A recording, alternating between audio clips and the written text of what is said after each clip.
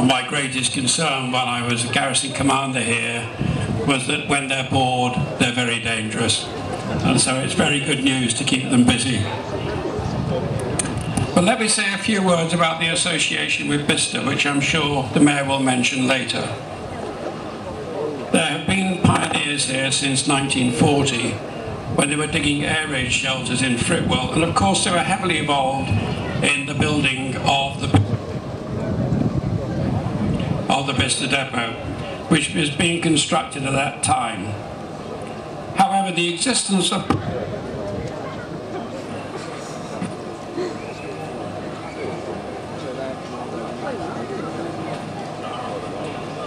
this is the sort of thing that ends up going through a window.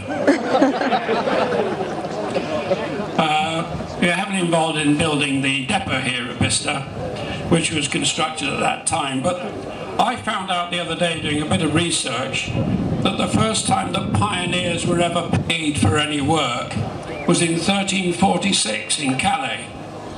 That's when we owned it and unfortunately gave it back to the French.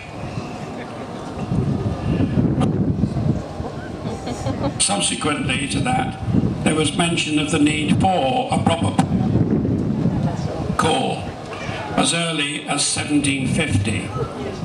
But it took the government 100 years to get round to when the Army Works Corps was founded in 1854 in the Crimea. It's at this point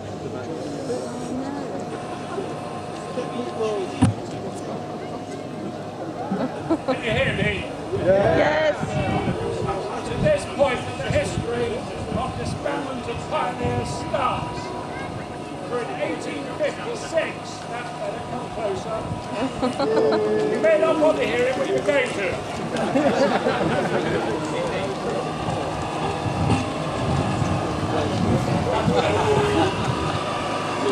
It's at this point that the history of the pioneers starts, because in 1856 they were disbanded and reformed 60 years later in 1917 as the Labour Corps, and yet again were disbanded in 1920. And I have to ask myself, is there an emerging theme here? If I were a wise man, I'd put a tenner at 500 to 1 on you being reformed in about 70 years' time.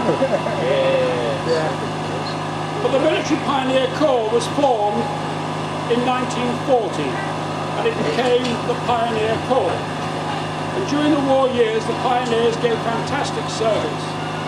Their motto, as you know, Omnia Vincit, Labor Omnia Vincit, means work conquers everything, was proven time and time again. They laid the pipeline under the ocean, commonly known as Pluto, which gave all the fuel to the invading forces on D-Day. They helped to build the Mulberry harbours, working again with the Royal Engineers, which they did throughout their service, as they did indeed with my own parent Corps, the Royal Army Regiment. Their work and commitment, as you heard this morning, was rewarded by King George VI in 1946 when he gave them the title Royal, and it was richly deserved. Now you've had an association with Biecester, as I say, for 70 odd years, and that's been a really close working relationship. All the tasks that you've done worldwide have all been done from here. Building POW cages, digging defences, running mortuaries, and latterly running search teams with the Royal Engineers, and I know that you suffered 3 grievous losses doing exactly that task. But wherever you've gone and wherever you've been, you have been needed, and you've proved your worth. And you've done much in the local community. And I can quote you one example. When I was here, there was a wooden school on Piggy Lane, which was derelict and needed pulling down so that the ground could be used for a doctor's surgery. And I asked the commanding officer at the time, would he like to do it as a training exercise? And he said he'd love to do it. And I said, but there's a wooden school and then there's a brick building next to it. It's the wooden school that needs taking down. And the brick building needs staying up. And I mentioned that to him on several occasions. He then said, well, they're very enthusiastic, they'll do it on Saturday morning. So after a sleepless night on Friday, I went down to the site at 10 o'clock on Saturday morning, and there it was. Gone. No one to be seen. Wooden building gone. And the brick building is still there, thank God.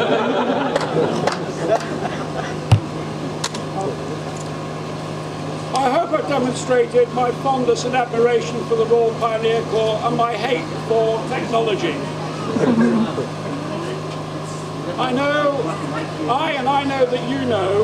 that you will mourn your loss, and the army will mourn your loss in a period of constant change. But that's the strength of the army. It does change regularly. There you go, sir. Right at the end, how about that? The end. And I know all of you will mourn the loss of the 23 Pioneer Regiment. But the army, as I say, is in constant change. Apart from anything else, it keeps the enemy guessing, and indeed it keeps us guessing as well as what the organisation is going to be next week. But the army will find a way of doing what you do in some other way. But always remember, the task will be the same, and the people who do it will have to be at least as good as you, and your history will live on in the Royal Logistic Corps. Thank you for being in this great county of Oxfordshire and all that you have done while you've been here. Good luck to you all and your families who have played not an insignificant part in this, and good luck to all of you in whatever you do in the future. But whatever you do and wherever you go, always remember that you will be remembered for what you achieved and what you've done, and that forever you will be able to stand up, look someone in the eye and say with pride, I was a Royal Pioneer.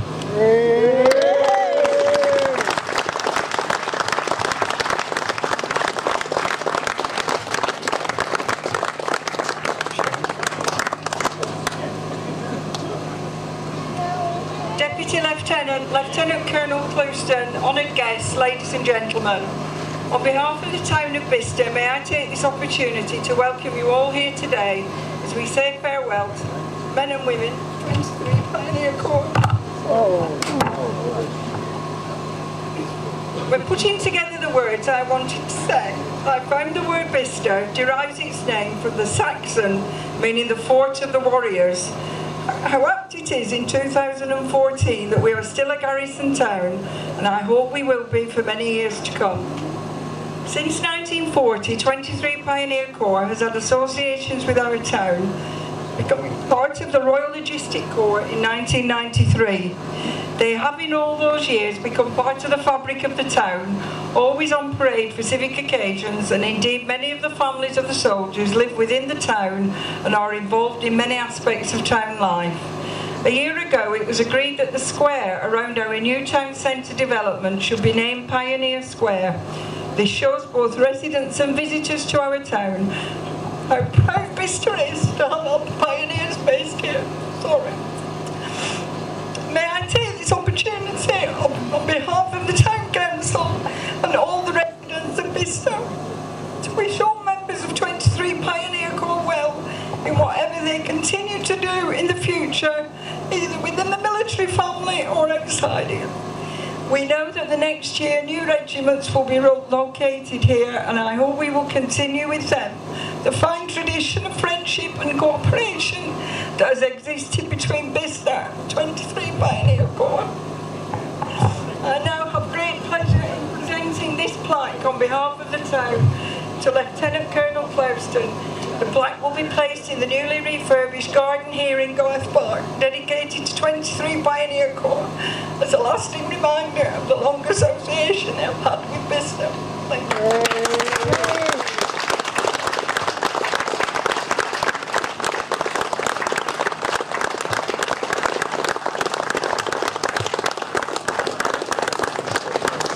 Deputy Lord Lieutenant Mayor, it's quite an act to follow. It's with mixed emotions that I stand here today. The first and foremost is one of happiness and gratitude, having spoken to some of my soldiers and felt it myself, to walk from St Egbert's Church all the way through Market Square here into Garth Park. The hairs on the back of your neck as you're going through with, you know, the local population from Biecester and the outlying villages. I must pay tribute to you. It was a hugely emotional experience, and one that will not be soon forgotten. Of course, we've heard today, we've had two really significant events as far as Biester's concerned over the years. The first being the granting of the liberty of the town back in 2005. And then last year, Pioneer Square. For those of you who were there at the opening of Pioneer Square last year, you'll have heard me say that for many of my soldiers, they've come to regard Biecester as their home. And with an association from the 1940s, it's not that hard to see why. I went on to say that for some of them it is the only home they have ever known, and again that is true. And you only have to look at some of the places where soldiers are living to realise that actually Biecester features well up on their radars for a lot of individuals. The local population has a huge impact on my regiment. I hope the reverse is also true. I must now address a word to the veterans who turn up. Not just a... Yep, back on. You're still with me, veterans. Say a word to the veterans who, you know, year in, year out, turn up to events such as this, to Pioneer weekends and the like. Destined not to be. Gentlemen, without you, the parade would not have been what it was today. It gives you and the people here an indication of just how much it means. It gives an indication of just how much it means to be a pioneer.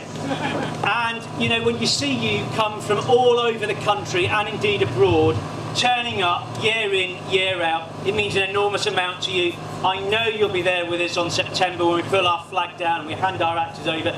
Gentlemen, you do us all proud, and thank you very much for coming here today.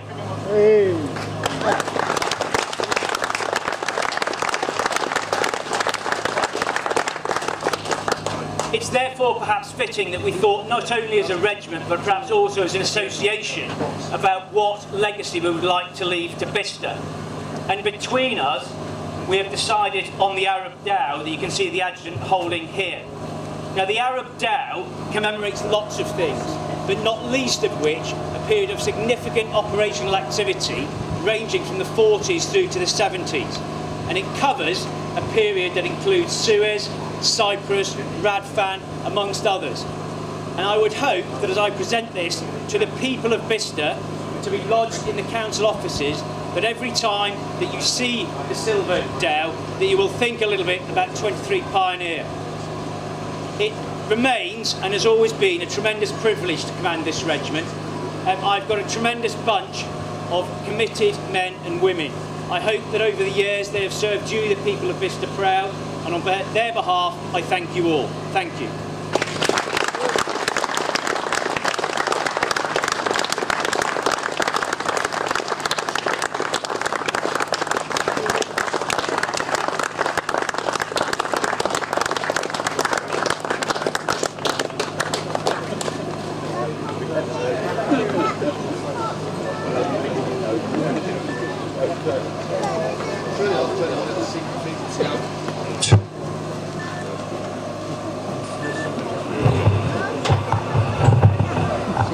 One, two, one.